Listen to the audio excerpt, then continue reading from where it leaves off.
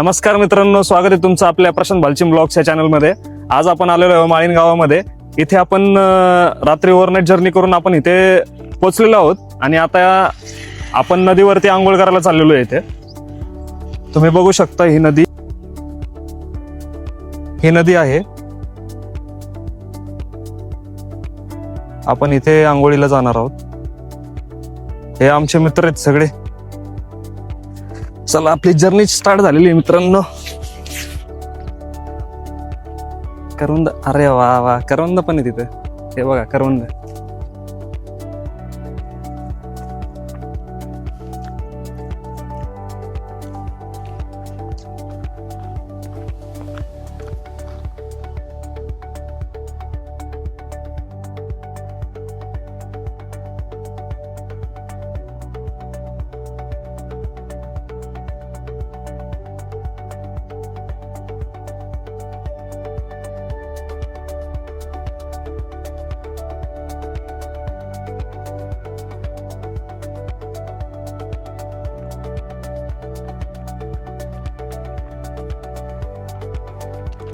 भावांनो, आज आपण ज्या ठिकाणी पोहोचलोय ना त्याची माहिती गुगलला पण नाहीये.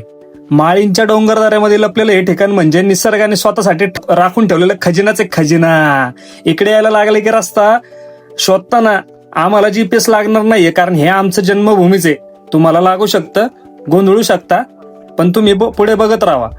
पण एवढी भटकंती केल्यावर जे दिसलंय ना ते बघून सगळी दमछाकच गायब झाली. बघा, समोर थंडगार पाणी, आजूबाजूला हिरवागार निसर्ग आणि समोर बसलेली पक्ष्यांची मैफिल, म्हणजे एकदम गावठी मालदिवस म्हणा की.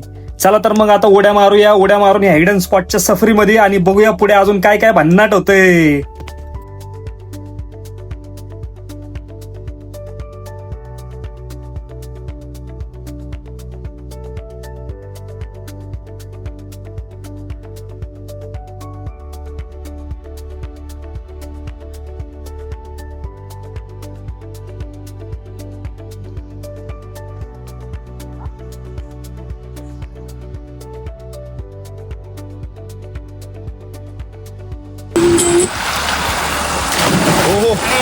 काय उडी मारते मित्रांनो. आता आपण इथं जाणार आहे पोहायला. एन्जॉय.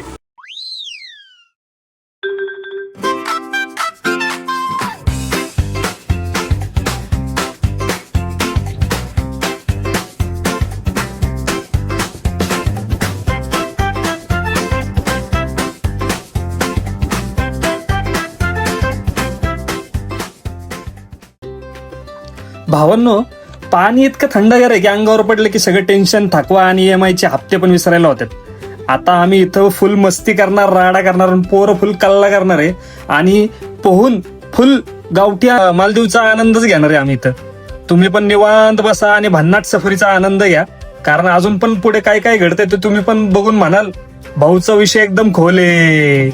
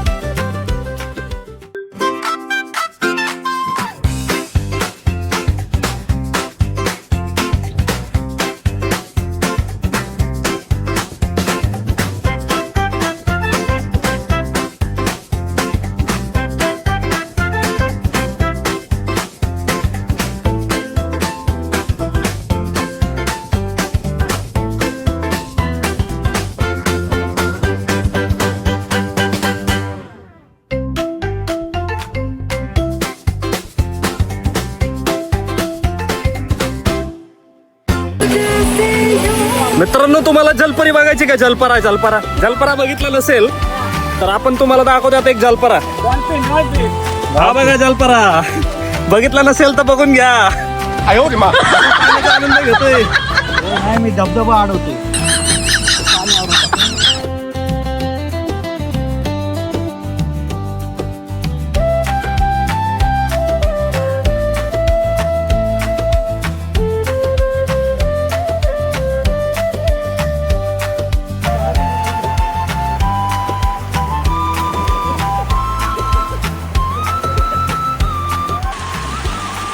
गुडघ्यावर चढत आहे आमचा माणूस. चढताना थोडा प्रॉब्लेम येते त्याला. यू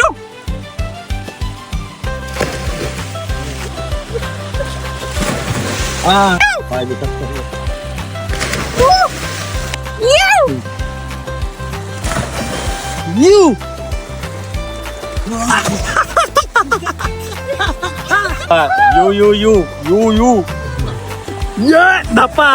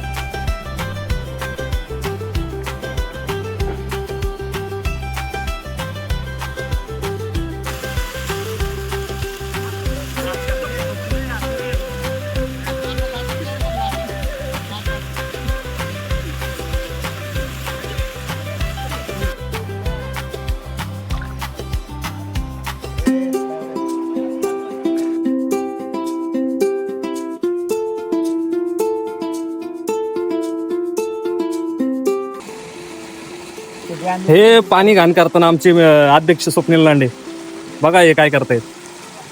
हे कामसूत्राचे ब्रँड अँबॅसिडर आहेत. गोदरेज कंपनीचे मालक आहे. येस.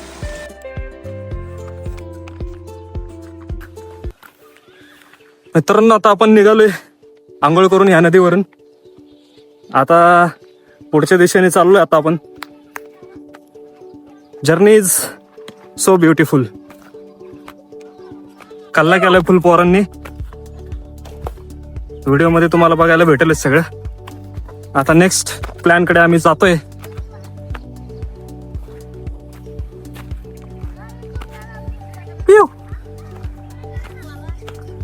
कसं वाटलं समर्थ पोहून तुला? एक नंबर. काय अनुभव होता तुझा? फुल पावसाळ्याची माझ्या. परत कधी यायचंय? परत काय दर आठवड्यालाच यायचंय. आता तर पावसाळा चालू होणार रे.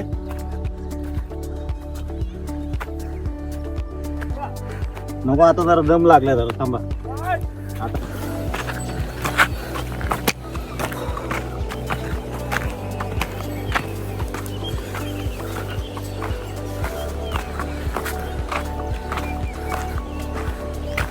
सगळे आंघोळ करून आता नदीवरून आलेलो आहेत आपण.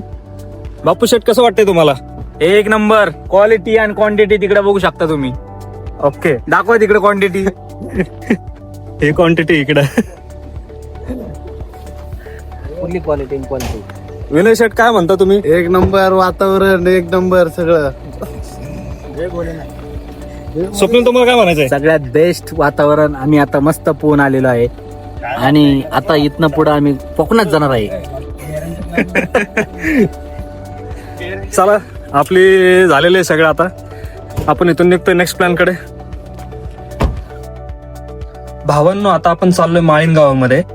आज सगळं शांत, हिरवगार आणि सुंदर जर दिसत असलं ना, पण याच माळीन गावानं 30 जुलै 2014 साली एक सगळ्यात मोठं दुःख पाहिलं होतं. अतिवृष्टीमुळे या डोंगराचा मोठा भाग या गावावरती कोसळला होता. आज इथं फिरताना निसर्गाचं सौंदर्य दिसतं, पण त्याचबरोबर या गावाच्या संघर्षाची आणि पुढे उभं राहण्याच्या जिद्दीची आठवणही होते. म्हणून माळीणगाव हे फक्त पर्यटन स्थळ नाहीये मित्रांनो, तर हे धैर्य आणि हिमतीची गोष्ट सांगणारं गाव आहे. हाच तो डोंगर आहे जो 30 जुलै 2014 साली अतिवृष्टीमुळे कोसळला होता आणि पूर्ण गाव क्षणात नाहीस झालेलं होतं.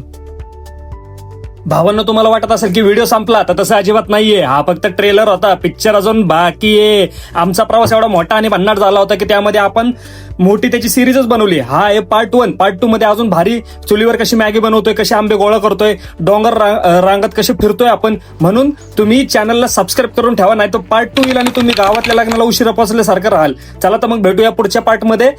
तोपर्यंत भटकंती करत राहा आणि आपल्या चॅनलला लाईक, शेअर आणि सबस्क्राईब करायला विसरू नका भावांनो. जय महाराष्ट्र.